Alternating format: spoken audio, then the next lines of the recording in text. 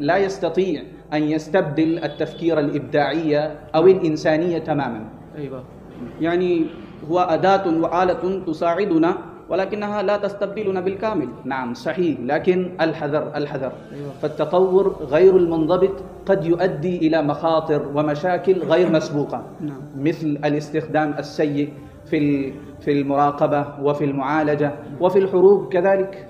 إذن إدارة هذه التكنولوجيا ستكون تحديا كبيرا. صحيح، فلذلك على القوى الكبرى والمنظمات الإدارية وضع قوانين واضحة وتعليم الأجيال كيفية استخدامها، لأنك تعلم جيدا أن التكنولوجيا بنفسها ليست جيدة أو سيئة، بل طريقة استخدامها هي التي تحدد تأثيرها، كما قال تعالى: فألهمها فجورها وتقواها.